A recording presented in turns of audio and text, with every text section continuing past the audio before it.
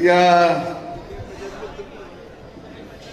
कार्यक्रमासाठी आदरणीय देवाभाऊच्या वाढदिवसानिमित्त जो संपूर्ण कार्यक्रम होता यासाठी उपस्थित असलेले आमचे सर्वांचे जीवाभावाचे सहकारी नामदार जयाभाऊ गोरे, आमदार गोपीचंदजी पडळकर, भाजप जिल्हाध्यक्ष सम्राट बाबा महाडिक, आमदार पृथ्वीराज बाबा आणि माझे बंधू प्रमानंद पडळकर आणि सर्वच प्रमुख मंडळी. आता कार्यक्रमाला बराच वेळ झाला. जमलेल्या शेतकरी भावांनो, तरुण मित्रांनो, माता भगिनी आणि पत्रकार भावांनो, आज संपूर्ण महाराष्ट्रामध्ये राज्याचे मुख्यमंत्री देवाभाऊ यांचा वाढदिवस संपन्न होत आहे आणि मला वाटतं की अनेक सामाजिक उपक्रमानं या महाराष्ट्राच्या इतिहासामध्ये खेड्यापाड्यात आणि शहरामध्ये जर कोणत्या राजकीय नेत्याचा वाढदिवस साजरा होत असेल एवढ्या मोठ्या प्रमाणात तर त्याचं सुद्धा नाव देवाभाऊचं आहे. हे आता सगळ्यांना मान्य करावं लागेल. बाकीच्या वाढदिवस आले गेले, काही लोकांनी चिंता केली नाही, परंतु या वाढदिवसाला रक्तदान शिबिर असेल. आमचे जिल्हाध्यक्ष सम्राट बाबा यांनी रक्तदान शिबिर 2-3 घेतली, सगळ्या जिल्ह्यामध्ये झाली. आता या ठिकाणी आदरणीय जिल्हाध्यक्ष बाबांनी बोलत असताना सांगितलं की आम्हाला नेमकं या जिल्ह्यामध्ये कशा पद्धतीनं हा जिल्हा उभा करायचा. हा जिल्हा तसा प्रस्थापितांचा, पण पहिल्यांदा विस्थापितांनी या जिल्ह्यामध्ये प्रस्थापितांच्या वाड्याला खिंडार पाडण्याचं काम केलं. बाबांनो, मी तुम्हाला धन्यवाद देतो की गोपीचंद पडळकर सारखा एक खेड्यातला पोरगा तुम्ही त्याला मायेनं उभा केला आणि तो तुम्ही जी त्याला माया लावली, जे तुम्ही त्याला प्रेम दिलं, तीच माया, तेच प्रेम आणि गावगाड्याच्या मातीचा सुगंध घेऊन हा माणूस उभा राहिला.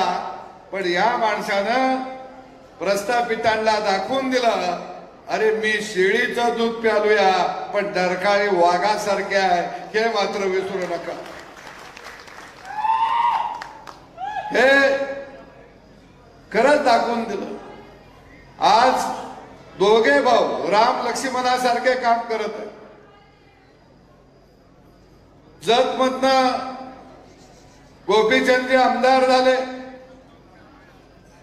आणि जसं ते आमदार झाले तसं अनेकांच्या पोटात दुखायला लागलं. आता मला काय लोक म्हणतात, जयाभाऊ तुम्ही त्याच्यावर असतंय, ते लय बोलतय, लय मोठ्यांना शिव्या देतय, हे भाऊ बरं नाही, तुम्ही त्याला सांगायला पाहिजे. मी म्हणलो तुम्ही आम्हाला लय हाणलंय, आता असं ते शिव्या द्यायला लागलं. अजून ते पुढच्या स्टेजवर जायचं आहे, मी जावा असं म्हणणार नाही, पण मला बरं वाटतंय जयाभाऊ, कारण गोपीचंद पडळकर असेल, मी असेल, जयाभाऊ असेल, आम्हाला वारसा काहीच नाही. आमचा बा आमदार नाही, खासदार नाही, कारखानदार नाही, काही नाही. अरे वारसा नसणारी माणसं या महाराष्ट्रामध्ये देवाभाऊने बरोबर घेतली आणि प्रस्थापितांचे वाडे उद्ध्वस्त केले, पाडले. सगळे म्हणतात गोपीचंद पडळकर रोज चर्चेत असते. अरे आम्ही एवढ्या लोकांना घायला आणलं या, आता ती गोपीचंद पडळकरला घेरायला बघती, त्याला घेरलं, मला कळलं की मी लगेच काठी घेऊन पळत असतोय बागेत. आता परवा सगळ्या चर्चा चालू आहेत. मला काय म्हणलं, ते लय वाईट शिव्या देतोय, आई वर्ण शिव्या देतोय.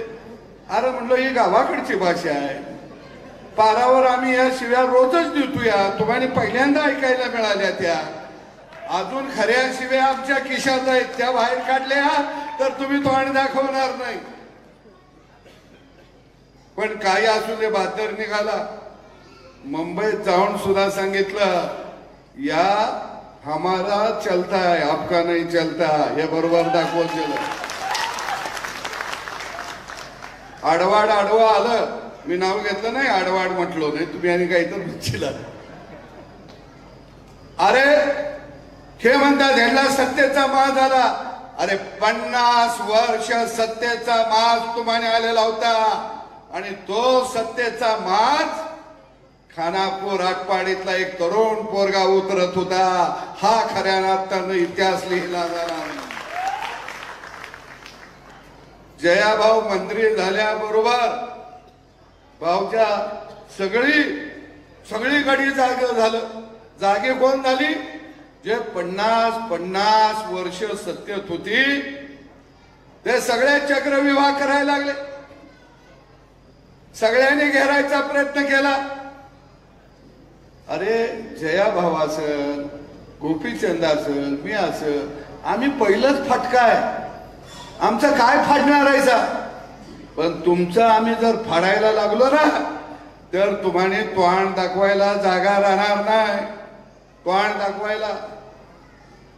आणि म्हणून इथं जमलेल्या सगळ्या शेतकरी भावांना, माय माऊलीला सांगतो की गोपीचंद पडळकर हा एकटा नाही, या महाराष्ट्रातला बहुजन समाज हा गोपीचंद पडळकर यांच्या खांद्याला खांदा लावून उभा आहे. आता काही लोकांना वाईट वाटत असेल, ते लय तोंड सोडायला लागलंय. अरे तुम्ही 50 वर्ष सोडलं, आता खमक्या कुठेतरी उभा राहिला, तुम्हाला सडेतोड उत्तर द्याला. आणि म्हणून निश्चित मी गोपीचंदला धन्यवाद देतो. रात्र दिवस धावणारा एक युवा नेतृत्व या महाराष्ट्रामध्ये बहुजन समाजाचं आलं. आमच्या बरोबर आदरणीय भाऊ हे खांद्याला खांदा लावून उभा आहे. आमचं तर तिघ चौघ आहे आम्ही. असा सुगाव कुठं काय लागला की आम्ही लगेच हातात हात घालतो. अरे कुणाला, आता मी बातमी ऐकली भाऊ, 2 दिवस चालली, 6 मंत्र्यांच्या विकेट उडणार. या आत्ताच्या कलियुगातल्या संजयला स्वप्न पडलं. तो काही महाभारतातला नाही. मला एक कार्यकर्ता आला आणि म्हणला सकाळी भाव उठ, 6 मंत्र्यांच्या विकेट पडणार. अरे म्हणलं तू ऐकलंस कुठं? म्हणला टीव्हीवर. मी म्हणलो बहुतेक संजय राऊत आता कोमोडवर बसूनच मुलाखत देते का काय, 6:30 वाजलेले होते. अरे हे सरकार भक्कम आहे. हे सरकार या राज्याला विकासात्मक पुढे घेऊन जात आहे. देवाभाऊच्या नेतृत्वाखाली हे सरकार समाजासाठी रात्र दिवस काम करत आहे. तुम्ही कितीही देव पाण्यात घातलं तरी सुद्धा तुमच्या तोंडाला आता यश येणार नाही. कारण मी ऐकलंय त्यावेळी संजय राऊत म्हणायचे आम्ही 25 वर्ष सत्तेवर राहणार. अरे 25 महिने तू राहू शकला नाहीस. आणि म्हणून मला खात्री आहे की देवाभाऊचं सरकार, मी 25 म्हणणार नाही, पण पुढच्या वेळी सुद्धा देवाभाऊचं सरकार या महाराष्ट्रामध्ये सत्तेवरती असणार. आम्हाला अभिमान आहे त्या सरकारमध्ये. एक बहुजन समाजातला 18 पगड जातीतला एक सामान्य व्यक्ती आज तिथे मंत्री म्हणून आज त्या सरकारमध्ये काम करत आहे.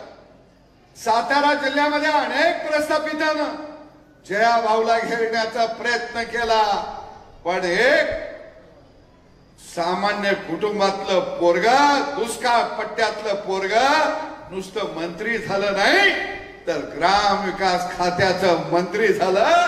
अरे हे देवाभाऊचे क्षण आहे. अशी माणसं देवाभाऊनं जपली आणि अशी माणसं जपली म्हणून बाबा पडळकर असेल, भाव असेल, मी असेल, आम्ही राजकारणामध्ये टिकलो. नाहीतर बाबा सदाभाऊ दुसऱ्यांदा दिसला असता का? पहिल्यांदा आमदार झाला, मंत्री झाला, नंतर सगळ्यांना बाबा वाटलं गडी आता इसकाळला, पण दुसऱ्यांदा सुद्धा आमदार झालो भाऊ म्हणून आता जॅकेट घालायला लागलो. आता तिसऱ्यांदा काय होतंय बघूया. आता तिसऱ्यांदा काय होतंय म्हटलं की काय घडी आमच्या जिल्ह्यात झोपायचे नाहीत, बरोबर आहे का बाबा? पण मला खात्री आहे, मी खानापूर आटपाडी या मतदारसंघातल्या जनतेला सांगतो की गोपीचंद पडळकर हे जरी जतचे आमदार असले तरी खार जशी आकाशी भरारी घेते, पण तिचं लक्ष पिल्ल्यापाशी असतं. गोपीचंद पडळकरांचं लक्ष हे खानापूर आटपाडीवरती आहे. येणारे जिल्हा परिषद पंचायत समित्या त्या ताकदीने लढवायचे. आणि मी भाऊ तुम्हाला सांगतो, तुम्ही देवा भाऊला सांगा की आमचे आता तरुण अध्यक्ष आहेत, यावेळी सांगली जिल्हा परिषदेवरती महायुतीचा झेंडा फडकलेला असेल, अजिबात शंका बाळगू नका. एवढी एकसांगपणानं या निवडणुकीमध्ये आम्ही जाणार आहोत. धन्यवाद. बराच वेळ झालाय. अजून पडळकर साहेबांना तुम्हाला ऐकायचंय, दररोज तर त्यांना ऐकता या. टीव्ही लावलं की पडळकरच दिसत या, दुसरं कोण दिसेना. म्हणजे दुष्काळ भागाचं नाव महाराष्ट्राच्या कानाकोपऱ्यामध्ये भातुरकी गाजवून जर कुणी नेला असेल तर त्याचं नाव आहे गोपीचंद पडळकर. मी त्यांच्या ऋषी कार्यकर्त्याला सुद्धा मनापासून धन्यवाद देतो. का आता काय म्हणतील सदाभाऊ त्याचं कौतुक करत होते. कशासाठी कौतुक करतो? अरे नेत्यासाठी जीव वळून टाकणारे कार्यकर्ते या महाराष्ट्रात कुणाकडे असतील तर ते फक्त आणि फक्त गोपीचंद पडळकर यांच्याकडे आहेत. आणि त्यामुळं हा निधड्या छातीचा वाघ कार्यकर्त्यांच्या बळावरती, प्रस्थापितांच्या छाताडावरती पाय घेऊन उभा राहिला. या आपण सगळे त्याच्या खांद्याला खांदा लावून उभा राहाव्या एवढीच अपेक्षा व्यक्त करतो. इथं थांबतो.